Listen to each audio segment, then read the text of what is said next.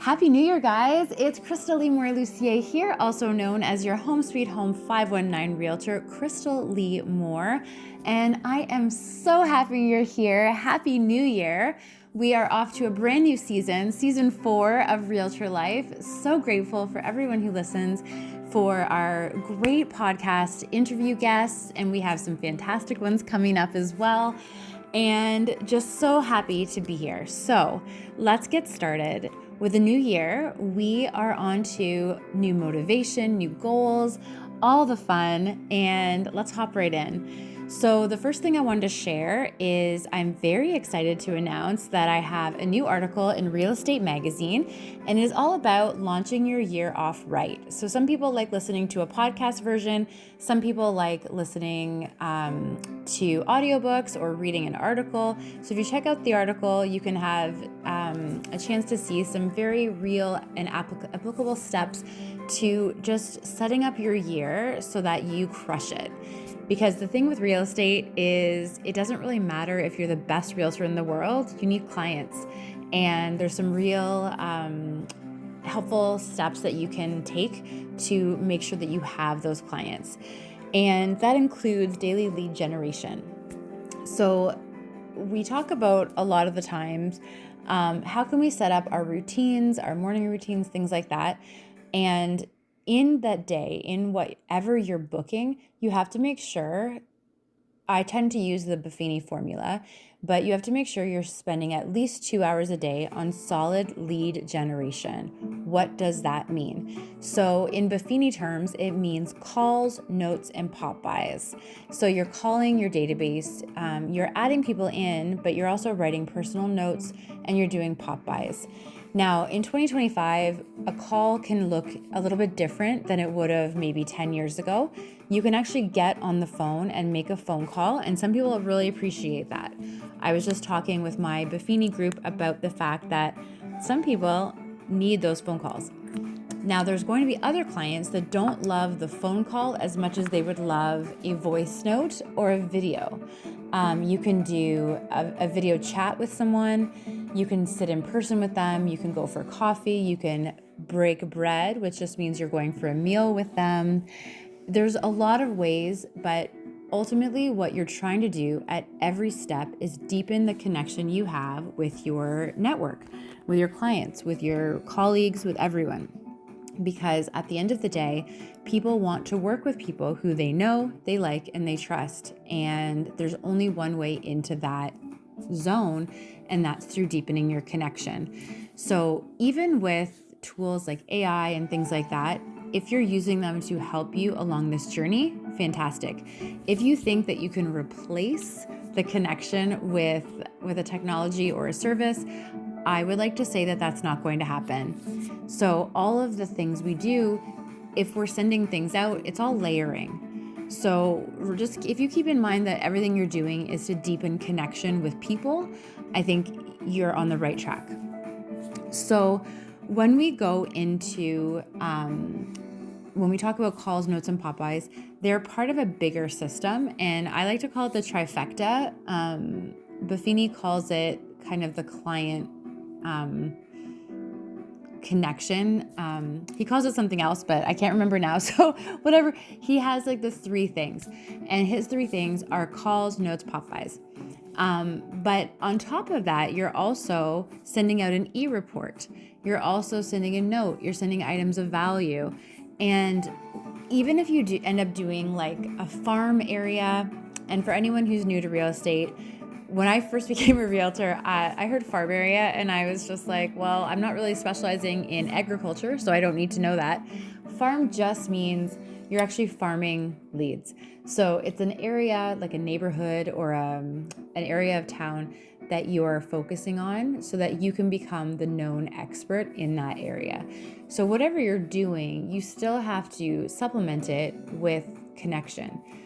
I had a really great conversation with a colleague this week, and she was doing notes and she was doing postcards and mail outs, and that's great as long as you tie it in with calls and deepening connection. Because what you really need to do is remember What happens when you get a postcard or a letter in the mail? If you know who it's from, it feels fantastic. You're like, that's great, thank you. If you don't know who this is, you're probably not going to keep it. And even if you get multiple things from someone you have no connection with, there's a small chance that you're going to look to them. But really, I think that's a great idea to keep it going, as long as at some point you're trying to move the needle on the relationship. You're trying to get to know the people as you're delivering. Maybe you get someone's name, maybe find out they have a dog, you see a sports flag on their car.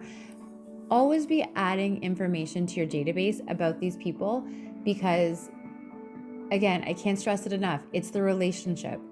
And where you may get a random person that calls you, you can't track someone that calls you from a mass mail out. Not really, but you can track people who you're developing a relationship with.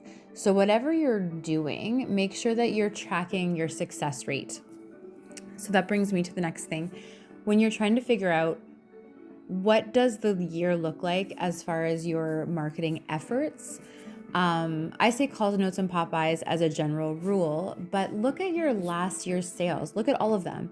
Where did you get each client from? So that's kind of where you want to focus first. So a lot of mine, like when I look at my business, it's transformed a little bit over the years, but really it comes from client referrals, business network referrals, and kind of my advertising sign calls and open houses, right? So those are my main ones. Now the open houses have gone down in recent years, mostly because of COVID, but I don't think that that's going to be a forever thing. I do think that my comfort zone is open houses, and it just depends on who you are. So let's say you have a bus bench. If you don't ever get business from the bus bench, you have to make a decision on why it's there. If you like seeing your face when you drive home, cool, keep it. But you have to have some sort of return. Same thing with coaching. Like I'm in a coaching company, Buffini & Company. I absolutely love it. And my husband, who's a little bit more pragmatic than I am, when we were kind of looking at different things I was doing or not doing, he asked me point blank, he said, do you get anything back from Buffini? So other than the emotional support that I love, yes, I actually do. I get referrals, and I've built my business on this system, so it definitely is worth it. But if I was doing it and it wasn't ever generating or garnering returns, would it make sense for me? Probably not. So you have to do that with all of the activities you're doing. And it really it depends on you and your business. So that's where it's important to sit down. And I mean, what a great time at the beginning of the year to sit down and figure it out, because this is the time when you can really make some decisions for the year. One of the things that my teammate and I do, I was doing it before and now we've done it together. We sponsoring the Magic of Lights. So in London, there's a really cool event that's put on where people can drive through and watch, you get to see all these beautiful light displays, and we are sponsors for it. So what I love about that is it shows that we're supporting the community, which is a huge pillar, but also we get to gift our clients with tickets to this thing. And so they have a wonderful experience as a family. They know that we appreciate them, and it's something that they can do on their own time. So that works for me. Do I know for sure that I'm going to get business from it? No, but it's a different pillar, and that pillar is community support. So you have to look at your business and look at kind of what is authentically you, what do you stand for, and what really makes the most sense. So those are important things as you're going through. The next thing that we're going to look at is goals and momentum. So here we are in January. What we do on my team, and I've been doing this, oh my goodness, I think we're onto our 5th year, of Vision Day. So we do Vision Day at the end of November, beginning of December. Now the reason we choose that is that our award cycle ends in mid-November. So it just made sense that if we're starting a new award year, that's when we would set our goals. Now it works out because then you get busy and get into December, but you're already looking ahead to the next year. So when we do that, we do all of our business planning. So we actually go through our business planner. We go through every month and events that we'd like to put on. We do a family day event. We do a Thanksgiving event. We're looking at doing something for kind of a combined Mother's Day, Father's Day, sponsorships, networking parties, all of these things. So we put all of that into the calendar, and then we do our vision boards for the day. So we do talk about kind of as a team, what are our core values, and we just kind of double down on what those are. But as individuals, what do we have on our own goal list? Because I'll tell you, like, a motivated person is like passionate and excited. Very hard to beat a motivated, passionate person. But motivation fades and passion fades. So you really have to keep it going and keep that motivation high. The other thing is with momentum, so it's okay to have your goals. You really want to break those down and you do it in a way that you're going to do it. I lead a lot of groups, and one of the things that I find lacking is people kind of being accountable to themselves. So you almost need to be accountable to others. So being accountable to yourself on, if you say you're going to make 5 calls a day, track it and then write it down. If you're one of the lucky ones like me and you're a super nerd, you love highlighting or checking things off a list. So it actually makes it a lot easier to start checking that off. Now, the momentum that creates will actually build more momentum. So let's say, for example, I'll take Buffini and Company. They have a great referral maker client management system, so the database. There's goals every day. So by putting in my goals for the year, it will break down for me how many calls I have to make every day, how many notes I have to write every day, how many pop buys. And a pop buy for any non-Buffini people is just a little gift you bring by. You can either deliver it, you can mail it, you can hand it over, but whatever it is, it's a little gift.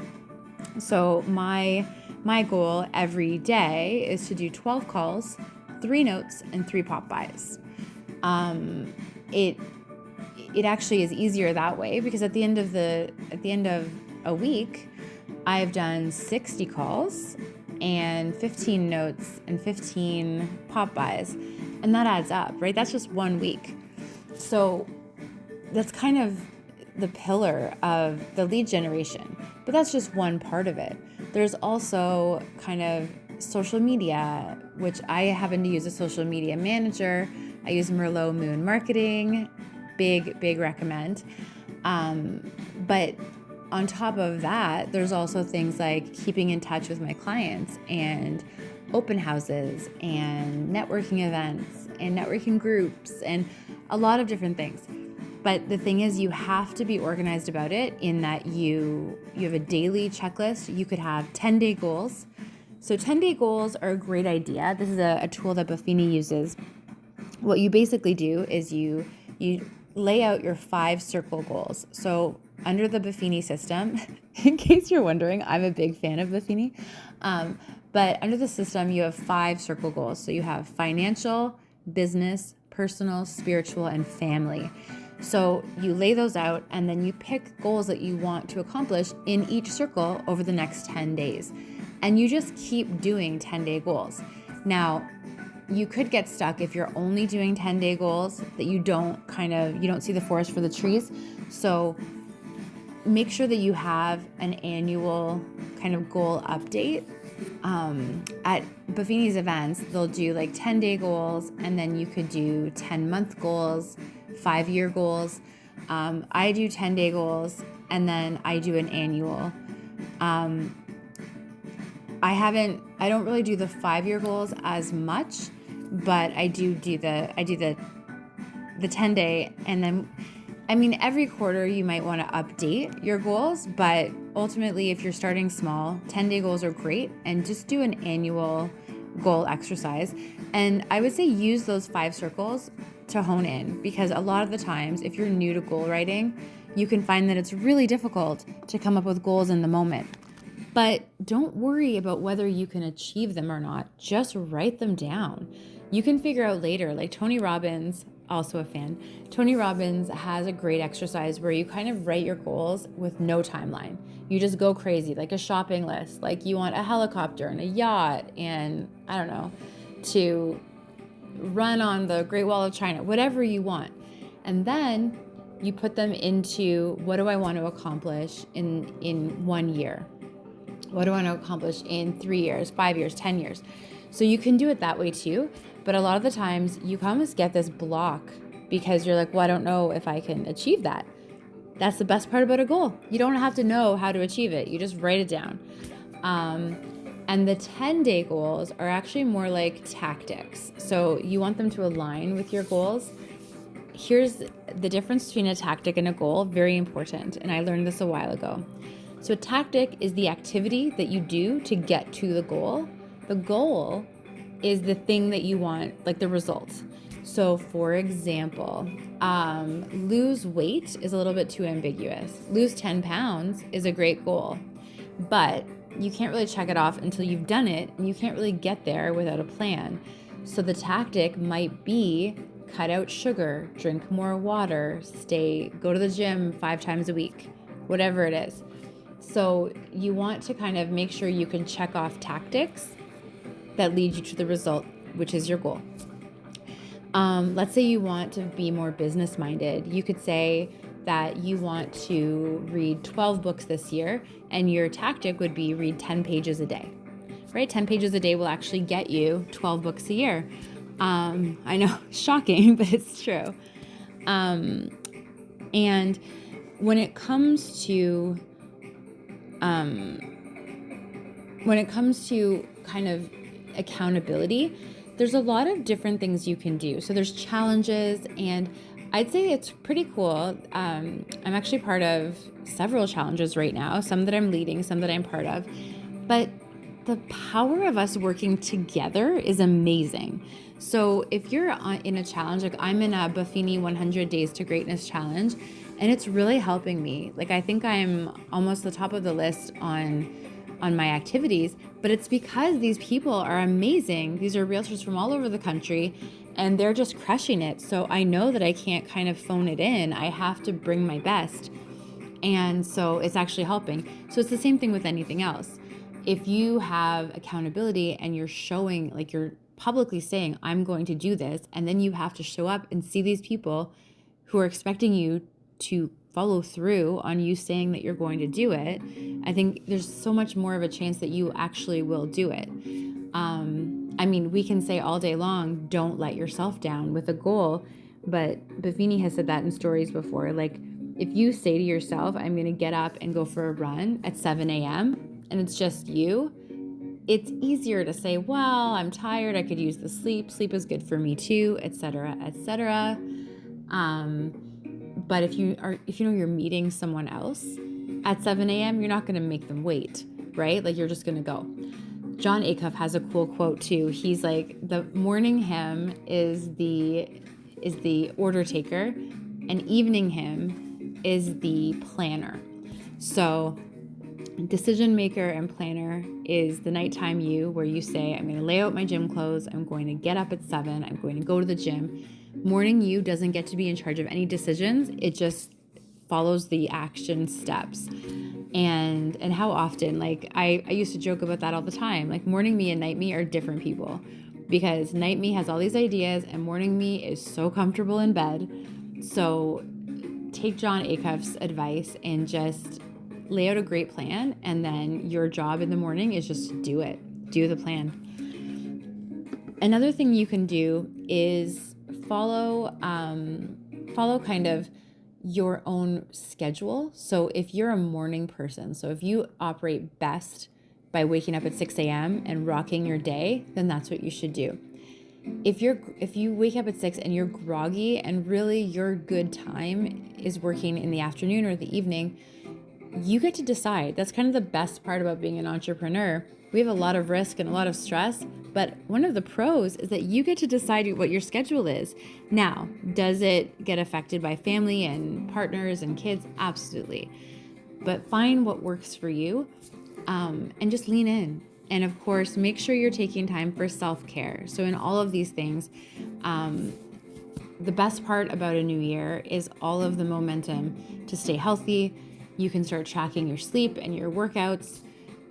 If you have a chance to read the book Zero Sugar 1 Month by Dr. Becky Gillespie, I did a podcast on it, a podcast series on it with Real Sparkly and Fit Over 40. That's my other podcast. It's amazing what cutting out sugar does for you. I shied away from it forever. And then I did it and it was amazing. And by the way, it's not zero sugar, it's zero added sugar. So you can still eat. You just can't, you're just not eating processed sugary food. And it was a game changer. My sleep improved, my hair, my skin, my mental health, all of it. So much better. So that is the whole kit and caboodle, friends. So the trifecta: lead generation, make sure that you are doing the calls, notes, pop-bys. But if those aren't your jam, whatever you're doing, make sure it's getting you closer to deeper connections with your clients, with your colleagues, with your circle. That's always the goal. Let's get closer and get to know people and show them that we care.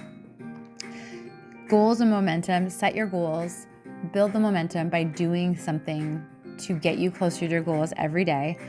And then sign up for something where you can have that accountability, whether it's getting a coach, whether it's making sure that you're being accountable to yourself, whether you're in a group.